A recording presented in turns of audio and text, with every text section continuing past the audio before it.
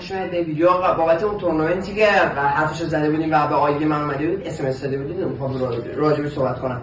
ببینید بچه‌ها سه شنبه 8 شهریور 1405 قراره تورنمنت شروع شه. یعنی چند وقته شما برای ثبت نام 4 روز.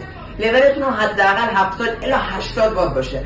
قوانینش تیم دوتاییه که تقسیم بر دو اونجا قرعه‌کشی که یاراتون و اینا انتخاب کنید. اینا که دیگه تو بازی میایید و توضیح میدم شما. آیدی روبیکای من اینجا براتون روی این زیر برای شما می‌نویسم یا تو همون عکس قبلی. این آیدی روبیکامو من برای شما تو این زیر می‌نویسم. کانال ما هم فالو داشته باشید که پارتاشو که میذارم از دست ندید. ویدیو رو برای شما خواهم گذاشت. فقط این که شما بچه‌ها میایید آموزشش هم به صورت رایگانه برای شما توی یوتیوب علاوه به جز این ویدیو برای شما خواهم گذاشت. فقط شما تو این ویدیو که میایید تو آیدی روبیکای من سری پیام بدید و بگید آقا شماره آیدی کانالتون کالافتون رو برای من بفرستید و برنده شید.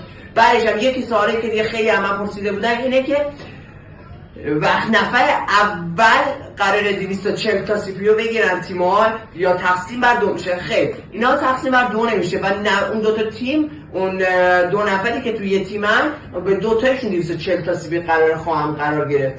حالا شما بیاید تو آیدی منو درخواست من بدید و شماره آیدیتون رو برای من بفرستید و توی این کانال روبیکای منم عضو شید. فقط من یه لینک کانالی براتون میفرستم که زمان برگزاری مسابقات شماره 1 و 2 و 3 رو برای شما میذارم.